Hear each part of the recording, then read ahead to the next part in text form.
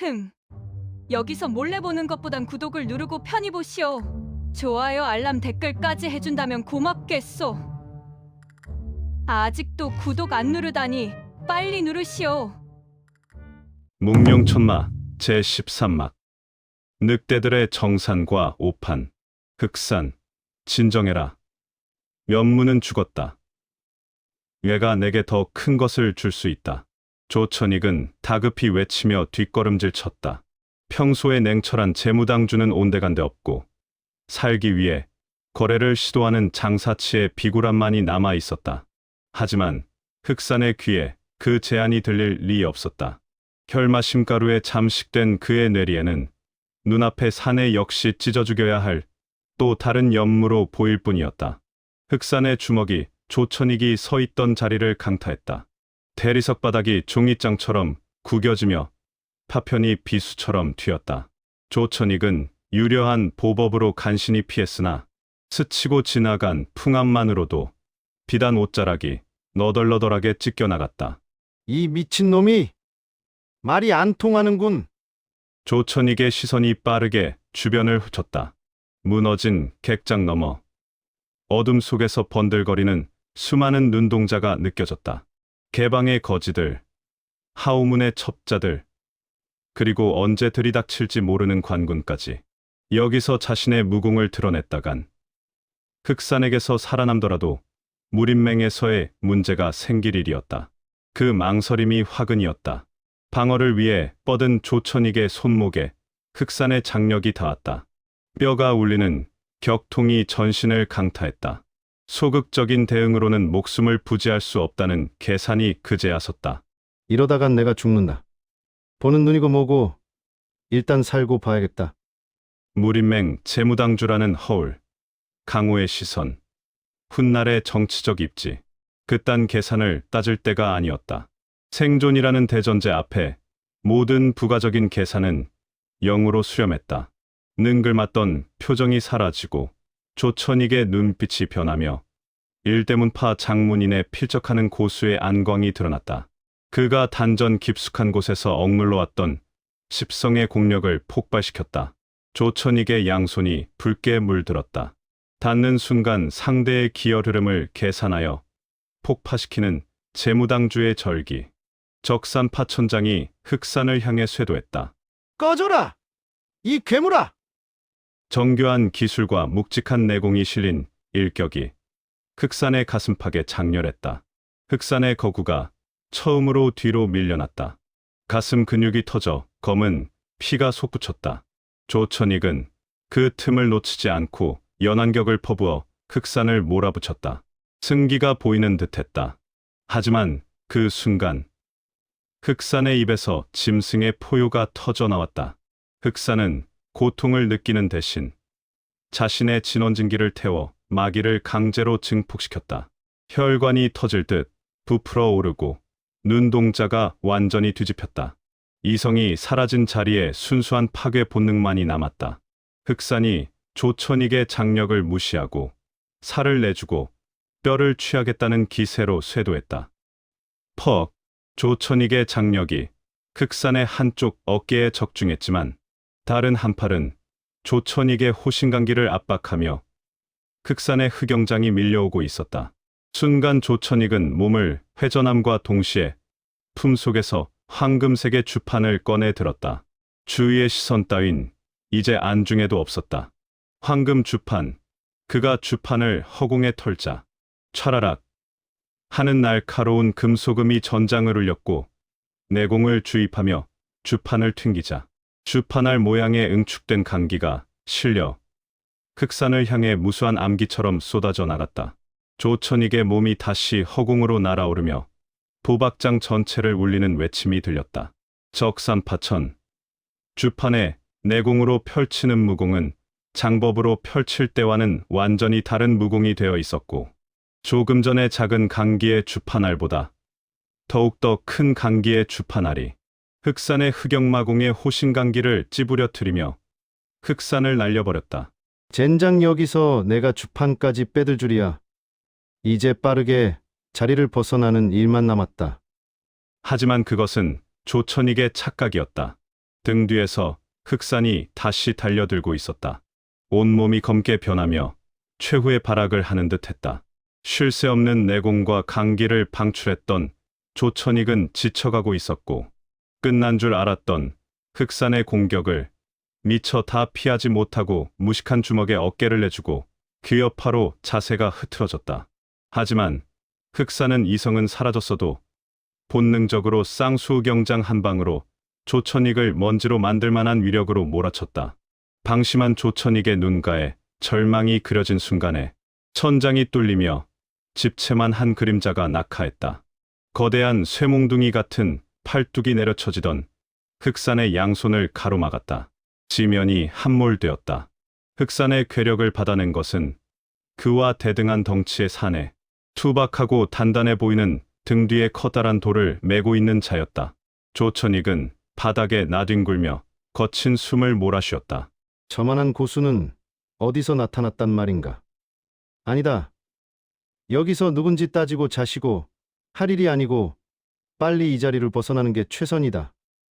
호흡을 가다듬고 뒤도 보지 않고 도망가려던 조천익은 자세를 잡기도 전에 희망은 더 깊은 절망으로 바뀌었다. 돌아선 조천익의 앞에 먼지 구름 속에서 또 하나의 인형이 소리 없이 서 있었다. 삿갓을 쓴 그 산에 역체변환 술로 변해 있는 독고행이었다. 그자의 몸 주위에 섞인 기이한 자줏빛 기운들을 본 조천익은 1년 전 비밀 서고에서 마주쳤던 그 기운을 단번에 알아챘다. 내 놈도 나에게 볼 일이 있는 거겠지. 다음에 보자 하고 싶으나 내 놈의 계산은 그게 아닐 것 같고 내 오늘 손해가 너무나 크구나. 한숨 섞인 혼잣말과 함께 다시 한번 공력을 끌어올리자 전신의 장포가 펄럭이기 시작했다. 독고행의 눈에 이체가 서렸다. 무림맹 재무당주 조천익 그저 돈이나 탐하고 무공은 그럭저럭인 줄 알았더니 야심을 꿈꿀 만한 자였다. 잠깐의 정적이 흐를 때 백호의 전음이 들려왔다. 독고행, 흑산 이거 완전 사람이 아니다. 맘 같아선 적혀도 휘두르기 딱 좋은데 주변에 사람이 너무 많다. 주먹질로는 시간이 걸릴 것 같은데 조천익을 빠르게 제압하고 여길 빠져나가자. 독고행은 백호의 말에 가볍게 고개를 끄덕이며 조천익 앞으로 가며 자세를 취했다. 조천익이 황금 주판을 반복적으로 흔들자 일정하게 찰락거리는 소리가 왠지 듣기 거북해졌다. 도박장 안은 이 4명의 기운만으로도 숨쉬기가 거북할 정도로 점점 팽창하고 있었다. 멀리서 항도 경비무사대와 다른 무인들의 소리와 기운이 느껴지자 독고행도 빠르게 판단을 하고 먼저 공격을 시작했다. 하동하동으로 시작해서 자아혈영궁을 시전했고 조천익은 적산장과 주판을 사용한 적산파천을 시전하며 혈영궁을 받아내고 있었다. 주판에서 계속되던 소리가 어느 순간부터 소리가 나지 않았다.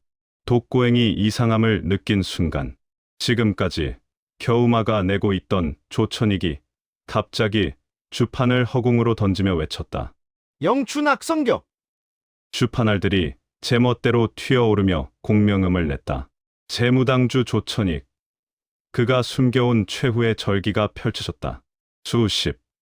수백 개의 주판알이 혜성처럼 빛을 내뿜으며 독고행을 향해 쏟아졌다.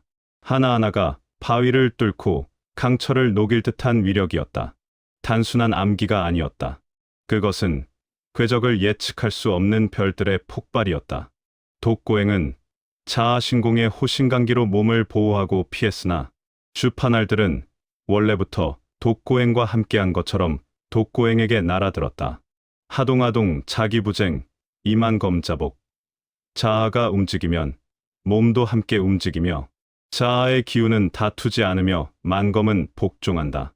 독고행은 자아신공의 요결을 운영함과 혈영마공을 극성으로 펼쳐내자 비처럼 쏟아지던 주판알들이 독고행의 몸 주위로 떨어지며 독고행에겐 하나도 닿지 못했다. 조천익은 자신의 생애 최고의 절약을 쓰고도 독고행을 어찌하지 못하고 탈진해버렸다. 하지만 매서운 눈매는 아직도 반짝이고 있었다. 독고행은 자신이 펼친 자아신공과 혈육마공에 스스로도 놀랐으나 지금은 빠르게 조천익을 사로잡아 이곳을 떠야 할 상황 같았다. 조천익, 내 놈의 미천은 이제 다 내놓은 건가? 하지만 내 계산은 아직이다. 이제 그만 쓰러져 줘야겠다. 도망칠 힘도 없던 조천익은 순식간에 혈도를 제압당했다. 독고행은 주변을 둘러보았다. 도박장 안은 많은 사람들이 빠져나갔으나 아직도 남아있는 자들은 상당히 많았다. 그 중에서도 한쪽 구석에서 앉아서 무심히 독고행과 백호의 싸움을 관전하는 사람이 눈에 띄었고 개방의 사람과 하우문의 행색을 포함한 다른 무인들이었다. 백호 쪽은 흑산이 조만간 백호에게 제압당하거나 죽을 것 같았지만 도박장 입구와 밖은 황도의 관군과 개방의 무인들이 이미 둘러싼 듯했다. 그때 백호의 전음이 독고행에게 날아왔다. 독고행 끝났으면 여기 손 좀 거들어야겠다. 제정신도 아닌 놈이 아직도 힘이 더 늘어나는 듯한데. 흑산이 원래 이렇게 강했더냐? 독고행은 제압당한 조천익을 버려두고 백호와 합세하여 흑산을 압박했다. 두 명의 합공에 흑산은 순식간에 폐색이 짙어지며 무너져 내리고 있었다. 흑산의 강력한 마공은 자아진기에 무너져 내리고 혈영지에서 새롭게 태어난 백호의 신체와 내공은 흑산을 완전히 찍어 누르고 있었다. 마지막 발악으로 흑산의 육탄 돌격이 백호를 향해 날아들었고 백호가 흑산의 돌진을 온몸으로 막아내는 사이 독고행은 흑산의 뒤에서 자아 혈영공이 장렬했다. 순간 백호는 흑산에게서 빠르게 떨어지며 흑영장법을 주먹에 실어 흑산의 옆구리에 적중시켰다. 그 충격으로 흑산은 한쪽 구석에서 구경하던 무인들 쪽으로 흑산이 날아갔다. 구경하던 무인들은 날아오는 흑산의 몸을 피하지 못하고 같이 뒹굴었고 독고행과 백호의 합격술에 나가 떨어진 흑산은 다시 천천히 일어나는 것처럼 보였으나 그대로 멈춰섰다. 흑산의 야심은 이렇게 광기에 미친 마인으로 변해 본인의 진원진기의 소멸과 함께 비참하게 생을 마감했다. 잠시 정적이 흐르는 사이 이제서야 누군가 외치는 소리가 들렸다. 마교가 도박장을 공격했다! 황도의 마교가 습격했다! 백호의 표정이 일그러지며 독고행에게 전음을 보냈다. 독고행, 우린 뭐 쉽게 풀리는 일이 하나 없냐? 이딴 소리 들을 것 같았으면 그냥 처음부터 적혈도로 이 안에 있는 놈들까지 그냥 쓸어버릴 걸 그랬다. 그 사이 주변 무너진 도박장 안으로 개방의 거지들과 관군들이 밀려들었고 도박장 주변을 완전히 에워싼 듯했다. 이제 조천익을 데리고 빠르게 빠져나간다. 독고행의 전음이 백호에게 전달되자 백호의 농담 섞인 분위기가 다시 진지해지며 주위를 둘러보았다. 백호의 매서운 안광에 소리를 질렀던 자는 관군과 개방의 거지들 뒤로 숨어들었다. 혈도를 제압당한 조천익을 어깨에 둘러매려는 찰나 날카로운 지공이 독고행에게 날아왔다. 독고행은 급하게 피하며 어디서 날아온 지공인지 주위를 둘러보았으나 알 수가 없었다. 도박장 안에 그 많은 사람들은 갑자기 이상한 행동을 하는 삿갓쓴 독고행과 백호를 향해 무기를 들고 압박해오고 있었고 독고행과 백호는 점점 다급해지고 있었다. 방금 어디선가 지공이 날아들었는데 고수다. 독고행 더 이상 지체하다간 여기서 몸을 빼내기 어려울 수도 있다. 백호의 전음에 독고행은 선택을 해야 했다. 조천익을 포기하던지 아니면 자신이나 백호도 눈치채지 못할 고수를 상대하고 이 도박장 안의 무인과 황도의 관군들 전부를 상대해야 할지. 독고행의 판단은 빨랐다. 조천익은 여기서 버린다. 우선 빨리 자리를 뜨자. 정체를 모르는 고수를 상대하며 여기서 조천익을 빼내긴 힘들 것 같다. 독고행은 빠르게 결정하며 백호에게 전음을 날리며 움직였다. 하동하동 요결을 흑영신법에 녹여내어 자신이 할 수 있는 최고의 신법으로 조천익에게 한 번 더 접근하였으나 이번엔 두 가닥의 지공이 아슬아슬하게 독고행의 발 앞에 떨어졌다. 독고행은 이번에도 어디에 누가 날린 지공인지 알아차리지 못했고 확실한 결론이 났다. 상당한 고수이며 누구인지도 모르는 그자를 상대로 시간을 더 지체할 수가 없었다. 하지만 그자는 지금 조천익을 데려가는 거는 방해를 하되 자신들이 도망치는 부분은 신경을 쓰지 않겠다는 의도인 걸 알게 되자 빠르게 신형을 솟구쳐 뚫린 지붕 위로 신법을 펼치며 백호와 함께 도박장을 빠져나갔다.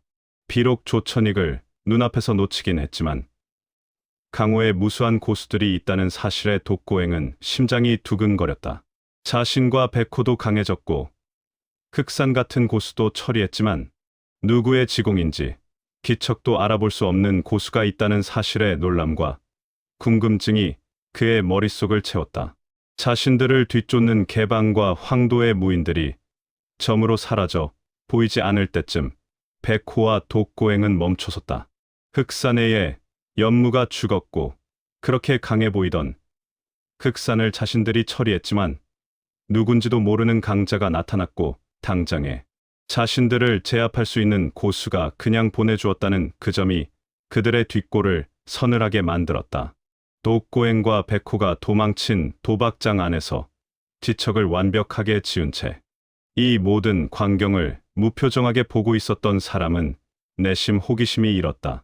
덩치 큰 녀석의 등에 맨 돈은 분명 적혈도 사까 쓴 놈은 혈영마공, 그리고 자아신공. 그런데 마공과 도가의 기운을 저렇게 쓸 수 있는 사람이 우리 교에 저런 자가 있었던가. 흉내내는 정도는 저렇게 자연스러운 이력이 나올 수 없을 뿐더러 이건 무당의 양이신공을 익힌 장문인도 못할 일이다. 저자는 우선 살려둬서 지켜봐야겠다. 그는 혼자서 나직이 중얼거리며 그저 조용히 몸을 돌려 어둠 속으로 사라지는 순간 금룡도박장을 비정상적으로 뒤틀고 있던 기괴한 인력은 비로소 실 끊어진 연처럼 허망하게 흩어졌다. 지공이 남긴 서늘하고 예리한 여운이 채 가시기도 전에 폐허가 된 객장 안을 채운 것은 승냥이 떼처럼 몰려오는 관군들의 함성과 개방 무인들의 거친 발소리였다. 무너진 천장 틈으로 쏟아지는 시린 달빛은 매캐한 흙먼지가 소용돌이치는 아수라장을 무심하게 비추었고 깨진 대리석 파편과 오물이 뒤섞인 그 처참한 중심부에는 무림맹제무당주 조천익이 비참하게 널브러져 있었다. 독고행에 의해 혈도가 제압된 그의 육신은 자신의 의지와 상관없이 차가운 지면에 박제된 듯 고정되어 있었다. 단전 깊숙한 곳에서부터 역류하는 차가운 진기는 경맥을 면도날로 긋는 듯한 극통을 선사했으나 조천익은 신음조차 내뱉지 않았다. 아니, 내뱉지 않은 것이 아니라 삼키고 있었다.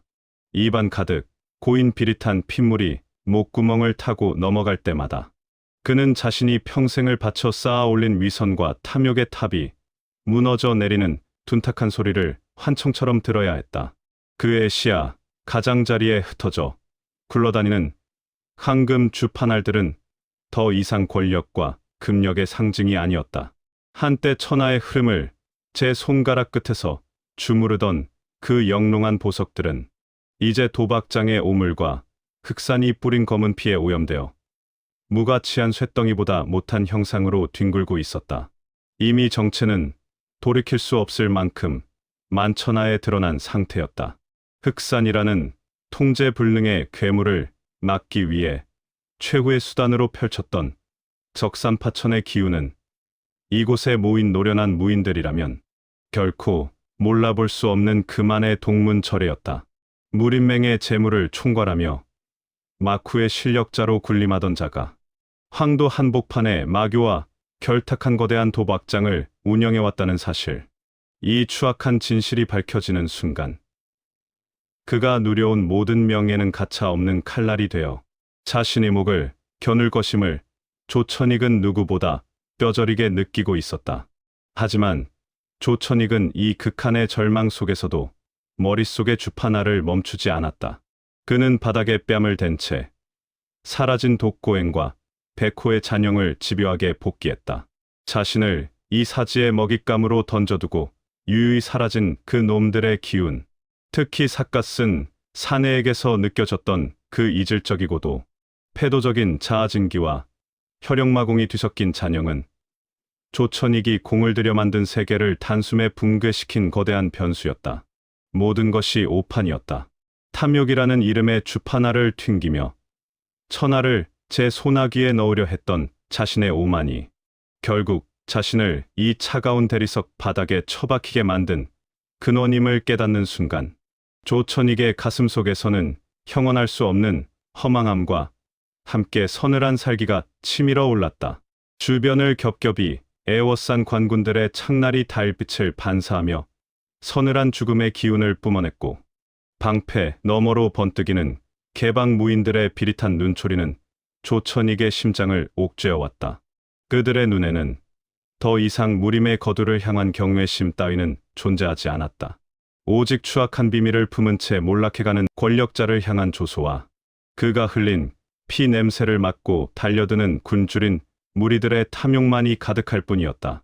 조천익은 흙먼지 섞인 숨을 몰아쉬며 자신을 향해 좁혀오는 무인과 관군들의 발을 보며 마음을 가라앉았다.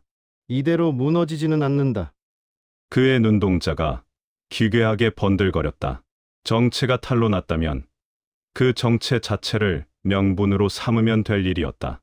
적산파천의 기운이 남았다면 그것은 마교의 음모를 저지하기 위한 맹의 당주로서의 사투였다고 외치면 그만이었다. 죽은 연무와 흑사는 말이 없을 것이고 사라진 그놈들에게 모든 죄를 뒤집어 씌우면 그만이었다. 계산은 다시 시작되고 있었다. 비록 육신은 결박당했으나 그의 정신은 이미 이 아수라장을 뒤엎을 새로운 각본을 써 내려가고 있었다. 그때였다. 지평선 너머에서부터 시작된 듯한 지독하게 고요하고도 서늘한 기운이 아수라장의 소음을 단칼에 베어버렸다. 소란스럽던 관군들의 외침이 멱살을 잡힌 듯 끊겼고 무기를 치켜들던 개방의 무인들은 본능적인 공포에 질려 뒷걸음질 쳤다. 그것은 단순한 기세가 아니었다. 천년도문의 정기가 응축된 서슬퍼런 기운이었다. 폐허의 입구, 먼지 구름을 가르며 백발의 노인 하나가 천천히 걸어 들어왔다. 낡아빠진 도복은 오랜 폐관 수련의 흔적인 듯 퇴색되어 있었으나 그가 한 걸음을 내디딜 때마다 바닥에 흩어져 있던 목재 조각과 돌가루들이 은은한 자줏빛 아지랑이를 일으키며 좌우로 갈라졌다. 태화검존, 화산에 살아있는 전설이 마침내 아수라장의 한복판에 그 모습을 드러낸 것이다. 조천익은 본능적으로 느꼈다. 이제 곧 자신이 저지른 죄악에 대한 진짜 정산이 시작될 것임을.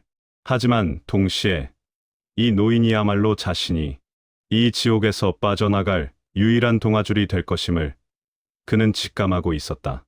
태화검존의 발걸음은 지독하게 고요했으나 그가 딛는 지면마다 서린 거미는 폐허의 잔해들을 숨죽이게 만들었다. 무너진 도박장 내부를 가득 메웠던 탁한 혈양과 매캐한 먼지들이 노인이 내뿜는 은은한 자줏빛 강기에 씻겨 내려가듯 좌우로 흩어졌다. 겹겹이 포위망을 치고 있던 관군들은 자신들도 모르게 창끝을 내리고 길을 터주었다. 그것은 명령에 의한 복종이 아니라 상위 포식자를 마주한 짐승들의 본능적인 굴복이었다. 수백 명의 시선이 백발의 노인에게 꽂혔으나 태화검조는 그 누구에게도 눈길을 주지 않은 채 오직 아수라장의 한복판 조천익이 쓰러져 있는 곳으로 향했다. 바닥에 처박힌 채 그 서늘한 기운을 온몸으로 받아내던 조천익은 전신에 소름이 돋는 것을 느꼈다. 평생을 권력의 정점에서 수많은 고수를 거느려왔던 그였으나 눈앞에 다가온 이 존재가 내뿜는 기운은 차원이 달랐다. 그것은 단순히 내공이 깊다거나 초식이 예리하다는 수준을 넘어 존재 자체가 하나의 검이 되어 공간을 지배하고 있는 경지였다. 조천익은 떨리는 눈꺼풀을 간신히 들어 노인의 그림자를 보았다. 낡은 도복 자락이 밤바람에 힘없이 나부꼈으나 그 그림자가 드리워진 곳의 대리석 바닥은 보이지 않는 압력에 의해 미세하게 금이 가고 있었다. 태화검존의 안광이 조천익의 등을 후졌다. 정확히는 독고행이 남긴 자색의 기운이 뒤섞인 혈도의 매듭을 응시하고 있었다. 노인의 미간이 아주 미세하게 찌푸려졌다. 화산의 자아가 어찌하여 이런 오물 구덩이에서 진동하는 것이냐. 노인의 읍조림은 낮고 건조했으나 그 울림은 조천익의 오장육부를 직접 타격했다. 태화검존이 천천히 오른손을 뻗었다. 그 손가락 끝에서는 눈이 시릴 정도로 정순한 자줏빛 강기가 실타래처럼 피어올랐다. 노인이 허공을 향해 손가락을 가볍게 튕기자 피잉 하는 날카로운 파공음과 함께 조천익의 전신을 옥죄고 있던 거대한 결박이 단숨에 와해되었다. 혈도가 풀림과 동시에 억눌려 있던 기혈이 폭발하듯 회전했다. 조천익은 참았던 숨을 몰아쉬며 상체를 일으켰다.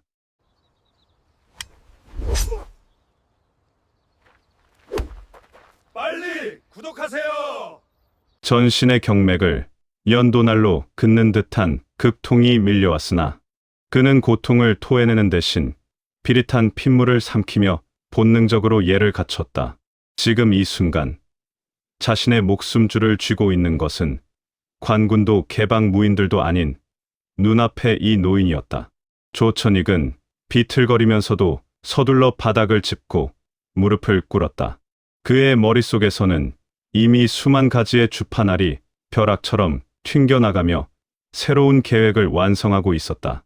정체가 탄로났다는 공포는 어느새 이 노인을 어떻게 이용할 것인가라는 차가운 계산으로 치환되어 있었다. 무림맹 재무당주 조천익, 화산의 대선배님을 뵀나이다. 이 미천한 몸, 대선배님의 고결한 기운을 몰라보고 결례를 범할 뻔했습니다.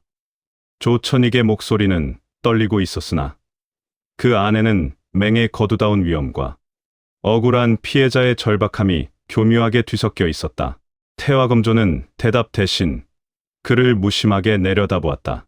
노인의 눈동자 속에는 조천익이 평생을 바쳐 쌓아 올린 가십과 기만을 꿰뚫어 보는 듯한 서늘한 통찰력이 서려 있었다. 하지만 조천익은 멈추지 않았다. 그는 손가락을 들어 바닥에 고꾸라진 연무와 흑산의 시신, 그리고 독고행이 사라진 천장을 차례로 가리켰다. 선배님, 보십시오. 소생은 최근 마교의 인물들이 이황도 한복판 도박장에 따리를 튼 비밀 거점을 파헤치던 중이었습니다. 저기 쓰러진 자들은 마교의 장로와 그 하수인들입니다. 소생이 제 한 몸 불살라 저들을 처단하려 했으나 뜻밖의 복병이 나타났습니다. 조천익은 잠시 말을 멈추고 고통스러운 듯 가슴을 움켜쥐었다. 연기가 아니었다. 실제로 독고행의 장력이 남긴 내상이 심장 근처를 압박하고 있었다. 하지만 그는 이 고통마저도 연극의 소품으로 활용했다. 삿갓을 쓴 정체 모를 괴인이 나타나 저 마도들과 합세하여 소생을 시해하려 했습니다. 그런데 선배님, 실로 믿기 힘든 사실은 그 괴인이 펼치는 무공이었습니다. 그자가 내뿜는 기운은 분명 화산의 노을과 흡사한 빛깔을 띠고 있었습니다. 허나 그 뿌리는 마치 썩은 웅덩이에서 피어난 독초처럼 흉엄하고 사악했습니다. 그자는 화산의 비전 무공을 훔친 것도 모자라 그것을 마공과 결합해 휘두르고 있었습니다. 이 말은 태화검존의 가장 예민한 영린을 정확히 건드렸다. 노인의 주위에 감돌던 자줏빛 아지랑이가 순간적으로 거칠게 일렁였다. 화산파의 비전이 마교의 손길에 더럽혀졌다는 소식은 평생을 도의 검에 매진해온 노인에게 있어 천인공노할 모욕이었다. 태화검존의 시선이 조천익을 지나 독고행이 사라진 어둠의 궤적을 향했다. 그때까지 숨죽이고 지켜보던 관군들과 개방의 무인들 사이에서 낮은 웅성거림이 터져 나왔다. 무림맹 재무당주의 서슬퍼런 증언과 화산의 전설이 내뿜는 압도적인 기세 앞에서 조천익을 의심하던 눈초리들은 일제히 경악으로 바뀌었다. 이미 정체가 노출된 조천익은 이제 비자금을 세탁하던 탐욕스러운 관리가 아니라 마교의 흉계에 맞서 싸우다 화산의 배신자에게 기습당한 비운의 공신으로 둔갑해 있었다. 조천익은 고개를 깊게 숙인 채 바닥의 흙먼지를 응시했다. 그의 입가에는 보이지 않는 비릿한 미소가 번졌다. 계산은 완벽했다. 이제 태화검존이라는 거대한 칼날은 자신이 아니라 그 가련한 늑대들의 목을 겨누게 될 것이었다. 무너진 금룡도박장의 잔해 위로 여우의 새로운 주판질이 달빛 아래 다시금 시작되고 있었다. 태화검존은 조천익의 비굴한 찬사나 주변의 소란에는 안중에도 없었다. 노인의 시선은 오직 독고행이 사라진 지붕의 파공, 그리고 공기 중에 미세하게 잔류하고 있는 자줏빛, 기운의 흔적에만 고정되어 있었다. 노인은 천천히 발걸음을 옮겨 무너진 전각의 잔해 사이를 거닐었다. 그의 발이 닿는 곳마다 은은한 자색 아지랑이가 피어올라 각한 먼지를 잠재웠으나 정작 노인의 안광은 바닥의 어느 한 지점에서 멈췄다. 그곳에는 깊이를 알 수 없는 작은 구멍 2개가 정교하게 뚫려 있었다.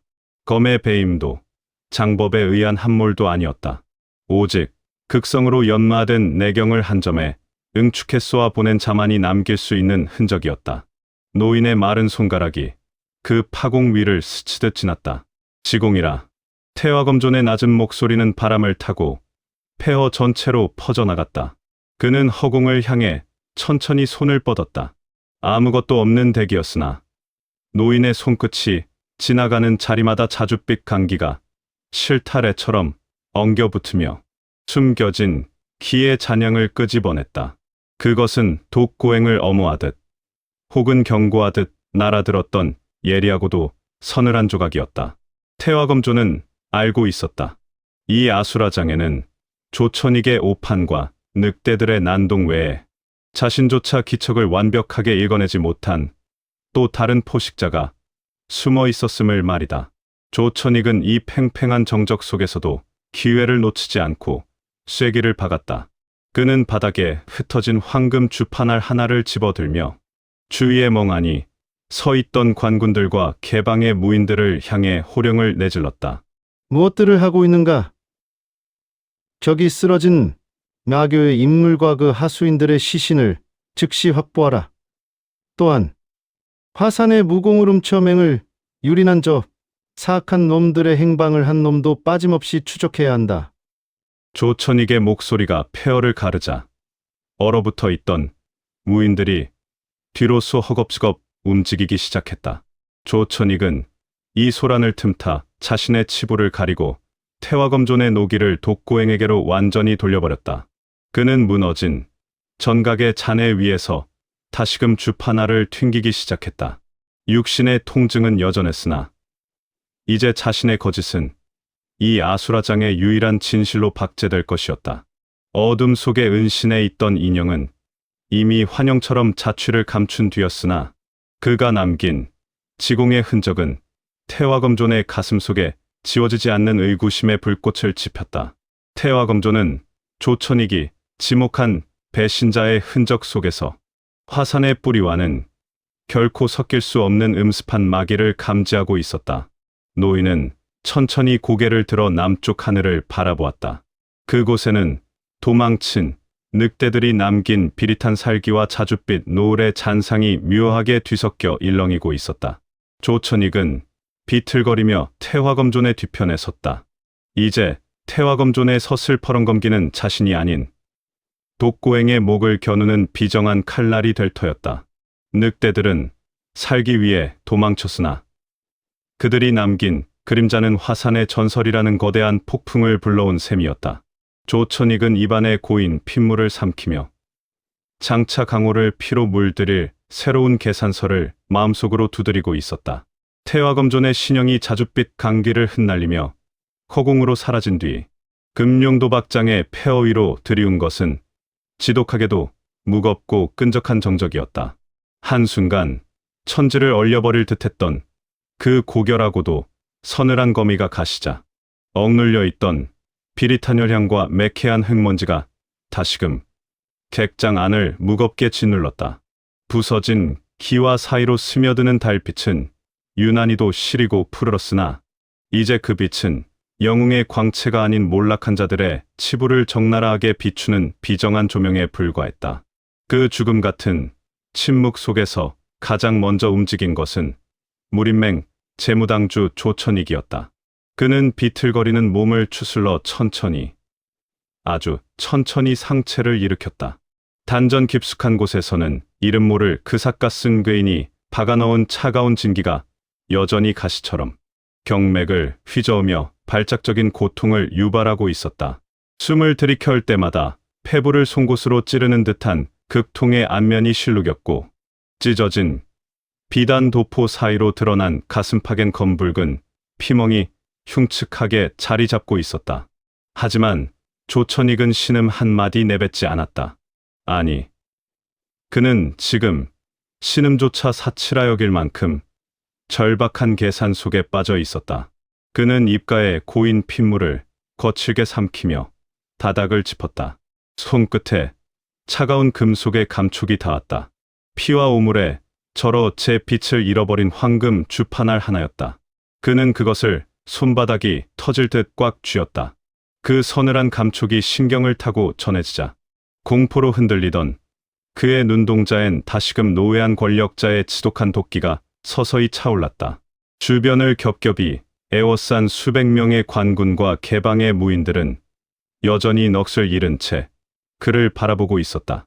그들의 눈에는 의혹과 경외, 그리고 차마 입 밖으로 내지 못한 멸시가 기묘하게 뒤섞여 있었다.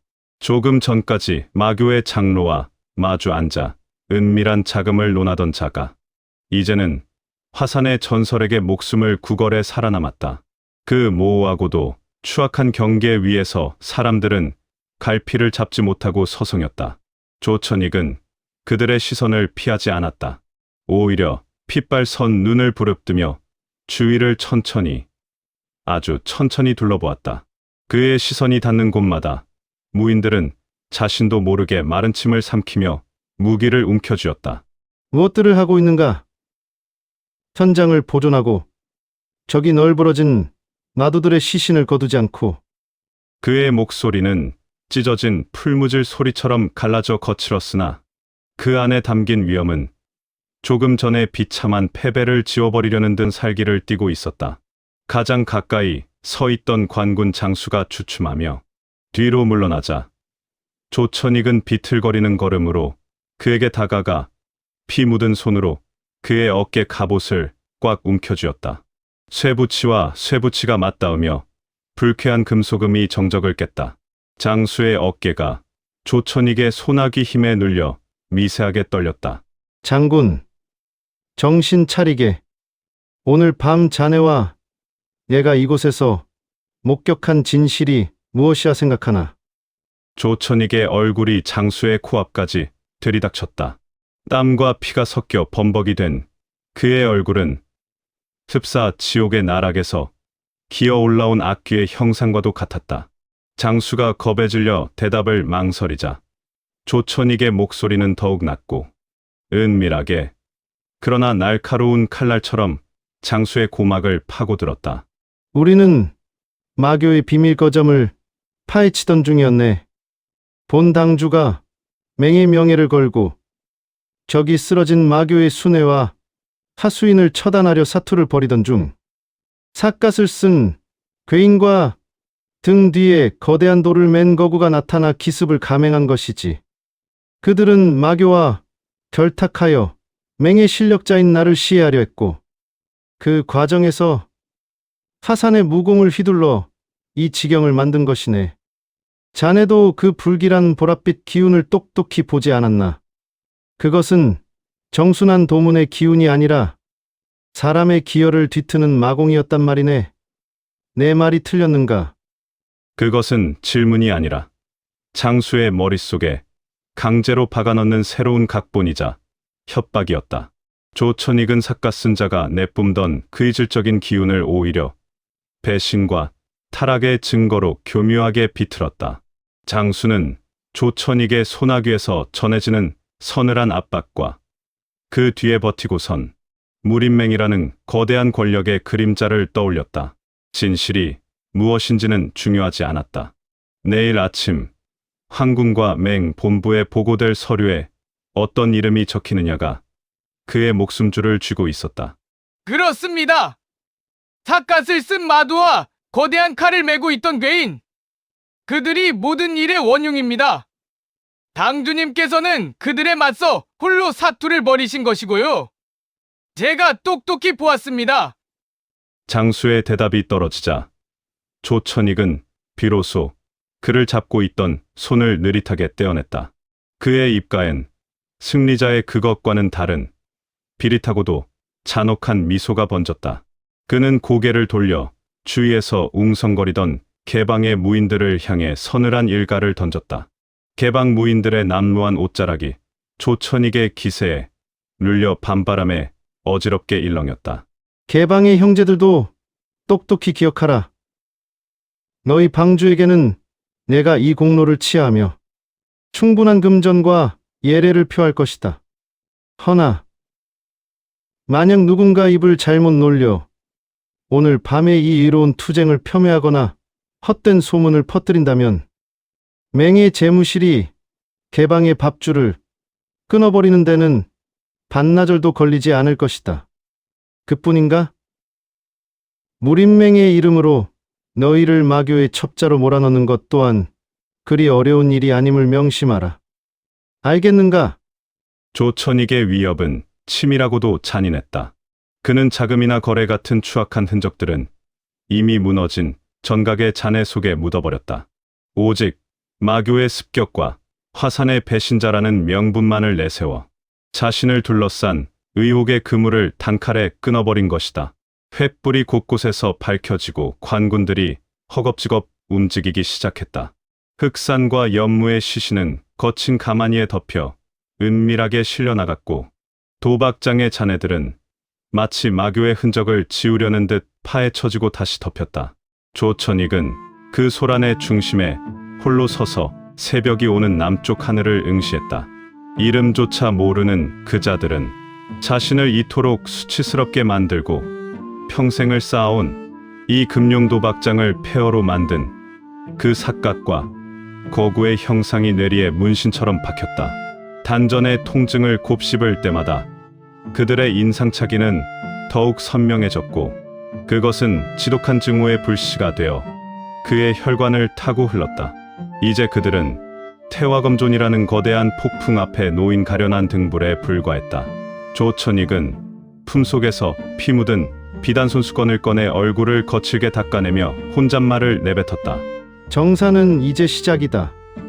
너희가 앗아간 나의 명예와 금전보다 배는 더 비싼 대가를 너희의 목숨으로 받아내 주마. 희뿌연 새벽 안개가 무너진 전각 사이로 소리 없이 스며들고 있었다. 안개는 피 냄새를 머금어 무거웠고 그 사이로 비치는 서광은 핏빛처럼 붉었다.